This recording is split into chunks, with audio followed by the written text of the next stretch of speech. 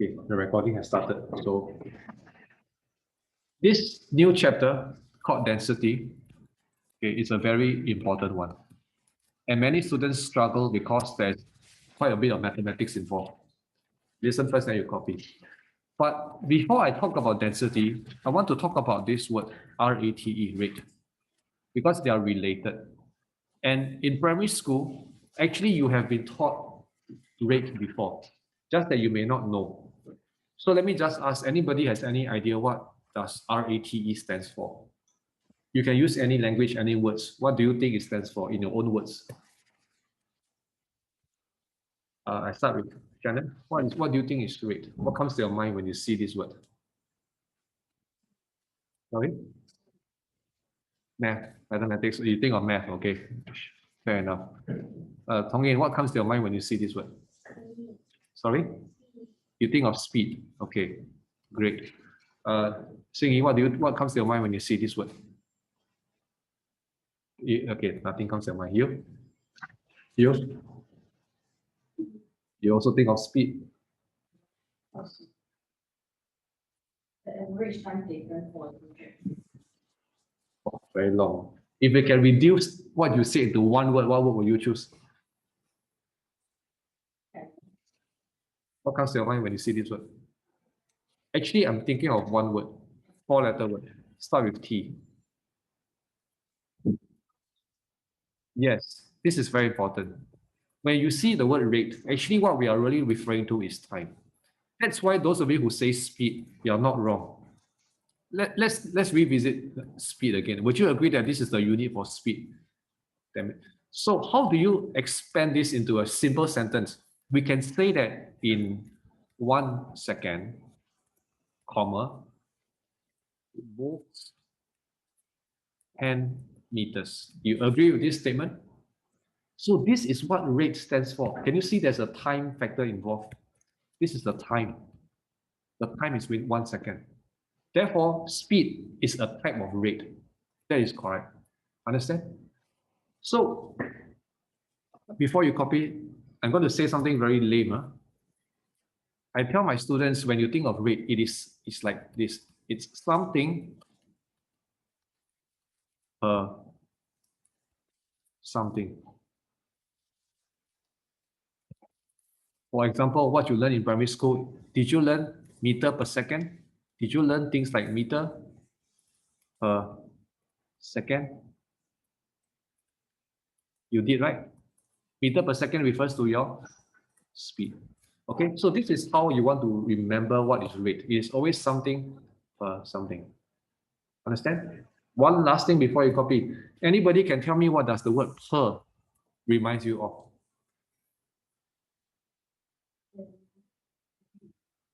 What does the per? What comes to your mind when you see this per? Sorry? I can hear. Each. Each you? No. Oh. It starts with the word D. Something per something. Can you agree that this is 10 meter per second? Right? The word is divide. Because a lot of people didn't know that the word slash here, this word per, is actually a division sign, divide. I give you one example now. Then after that, you can copy all this. Okay? Look carefully. This is my favorite. I like to use this as an example. Okay, look at this.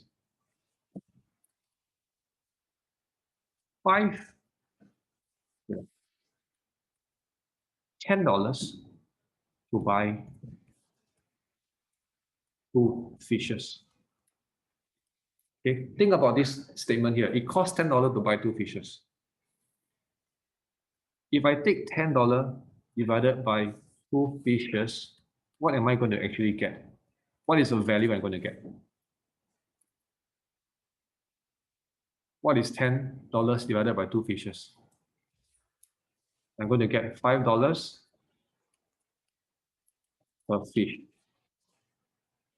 Okay, can you see when I give you this value here, $5 per fish, can everybody understand what it means? You can, right? It means that every fish costs you $5. How did you get this value? You took 10. Can you see there's this divide that you did? So this is divide. I think we all know that when it's a fraction, this is the divide. This is also the same thing. It is also divide. Just that in one form, we write the line as a horizontal line. Then over here is a slanted line, but they're all the same. This is the per, $5 per fish. It's like $5 divided by one fish, or $10 divided by two fish. You understand what per stands for now? Something per something. Whenever you see the per means there's a division somewhere.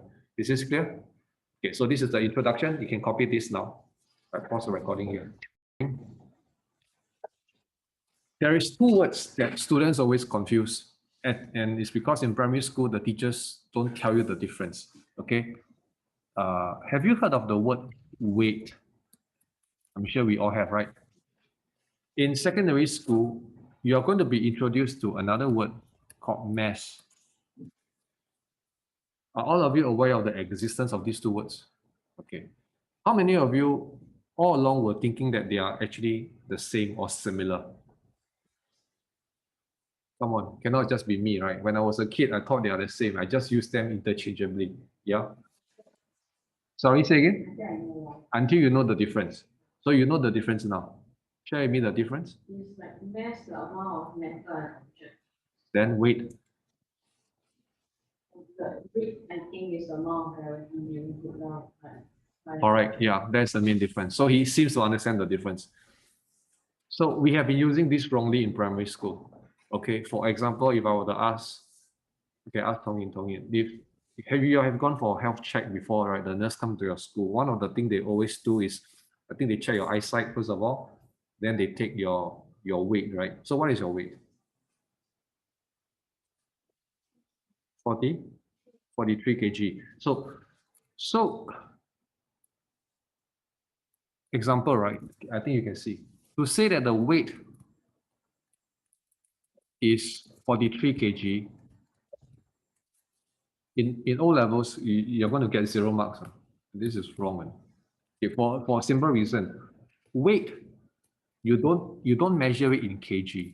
It's not done like this. But in primary school, we all use it wrongly. We say that the weight is how many kg and how many kg. To say this correctly, you should be telling me your mass is 43 kg. Then now this is a correct statement. Because mass is measured in kg. Understand? So the word mass and weight, I just want to prove to you, I just want to establish this, that they are not the same. So today we need to learn the difference. Okay? Let's start with mass first. What is really mass? Mass is the amount of substance. The amount of substance. Just now, Darius used another word, matter. Okay, the amount of substance in an object. This is what mass means. How much things you have inside. So I will use this to illustrate. Okay, take a look at these two boxes. I have two boxes, equal size. Okay, inside this box, I put 3 objects, equal size objects. Then now I put 5. So who has a larger mass? Is it box A or box B? It's not a trick question. Who has a larger mass? Who has got more substance inside this object? Is it A or B? B. So B has larger mass. So this is what mass means. The one that has got more things inside is the one that has got more mass. Is this clear to you now? Okay. Even if I had made the box bigger, for example, who has more mass? It is still B. Because I have 5 items, but inside A, I only have 3 items. Is this clear now? Okay, so this is the meaning of mass. And what is the unit? The unit is in kilogram. This is the SI unit, the standard unit. The standard unit. Of course, you can use grams, milligrams. These are all mass as well. Okay, but the standard unit is kilograms. Is everybody clear on this? Can the mass change? The answer is no, it cannot change. I give you an example. If I take this box A, I bring to another part of Singapore, is it still going to have 3 items there in the box? Or is it going to become smaller suddenly? Will it change?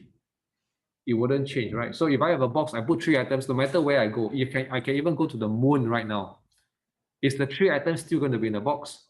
Answer is yes. That's what I mean by the mass cannot change. Is this clear now? Okay, you copy this first so you understand what is mass. I pause the recording here. So let me talk about the next part, which is the weight. So what is weight? Like what Darius mentioned, right? Weight is actually defined as the amount of gravitational force. Is it? The amount of gravitational force acting on an object. So before you do anything, listen carefully. The key word here is the force. And this force exists because of what? Because of gravity. Okay, so who is responsible for the gravity we experience on this planet? It is the planet Earth itself. You understand? If you go to the moon, for example, do you agree that the moon also will have its own gravity? Yes. Is it going to be bigger or smaller effect than what is on Earth? What do you think? Is the gravity effect on moon actually bigger or smaller than that on Earth? What do you think? Bigger or smaller? Smaller. Smaller. I think you're going to say smaller, smaller, smaller, smaller. Why is it smaller? Because moon is a smaller object than Earth. Understand? If the object is big, if the planet is big, expect the gravity to be more. So this gravitational force, what does it really depend on? It depends on, of course, the planet that we're talking about. You understand? So what planet are we on? Earth, right? So we should always focus on the Earth's gravity. Okay, so I'm going to teach this. The Earth gravitational effect. Now, I'm going to use the word gravitational effect because this is not what you're going to use in Sec 3 and 4. I want to use something easy for you to understand. So the Earth gravitational effect is like this. It is 10. So there is an effect. There is this value 10. Okay, so how does this work? For example, if you know that the mass of any object is, let's say, 40 kg, and this mass, if you put it on Earth, suddenly you will have this gravitational force. By the way, weight is also known as gravitational force. A lot of people do not know this. They just say weight, weight, weight. But what is weight? It is also the gravitational force. So to calculate the gravitational force, you take the effect times the mass. So you're going to take 40 times this effect here, and then you're going to get 400. That's why I said a weight is 430, because I just take the value times 10. Are you clear now on what is weight and how to calculate this? To calculate this, just multiply by the effect. Of course, this effect is different for every planet. If you go to the moon, anybody has any idea what is the moon effect going to be compared to the Earth? How much? 17.5. The effect on planet Earth is 10. On the moon, it's not 17.5.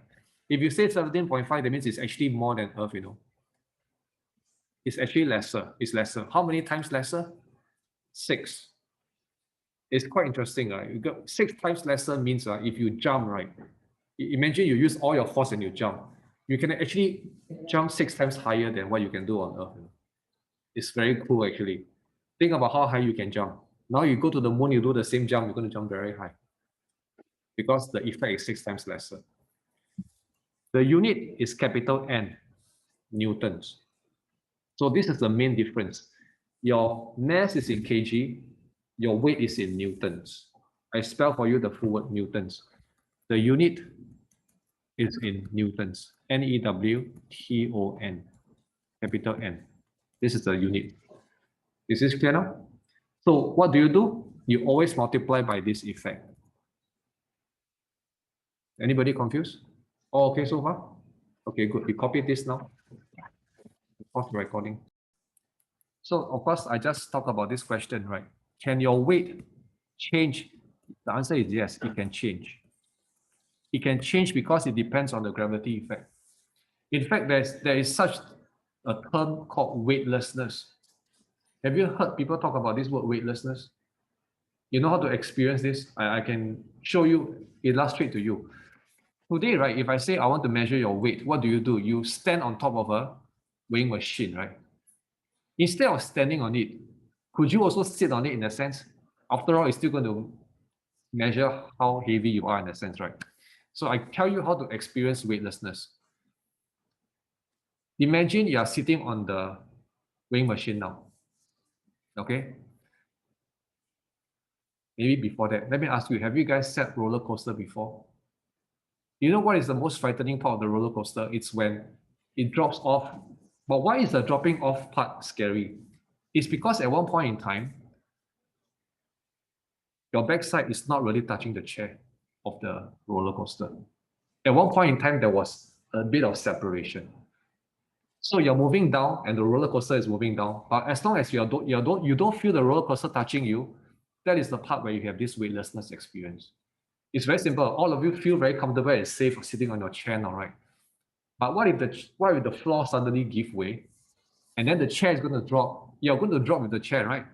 But can you agree that that is the moment where you're going to go for a roller coaster thing again? Can you just imagine now the thing give way and then you're going to fall with the chair? So the weightlessness experience is because you don't have any contact with anything. So how can you measure your weight on Earth, right, to be zero? Is it possible for the weighing scale to say that you have 0 Newton? The answer is yes. I know it sounds very scary, but this is what you're going to do. You stand on the weighing machine, and then I don't know how to make this clear. I say this once, after that I illustrate to you. If you can stand on the weighing machine and drop together with the weighing machine, the weighing machine is saying that you are 0 Newton. The weighing machine cannot measure anything because you are falling and the weighing machine is also falling. That moment is where you have weightlessness. How do astronauts train themselves to do all their space mission and get used to this weightlessness feeling? Because it's a very scary feeling. Imagine in space now, all the space crew, right?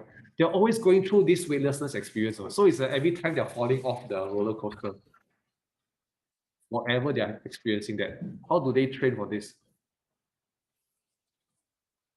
If you bring a plane up very, very high, and then you let the plane just drop as if it's going to crash, but it won't crash because it's being controlled. If you let the plane just drop, then the people in the plane will be weightless and they can fly around anywhere they want in the plane. That is how they simulate this. If you have seen enough movies, right, you may have seen this in the movies or in the YouTube videos. This is how it works. Okay, Ken, I think I said too much. Stop the recording here first.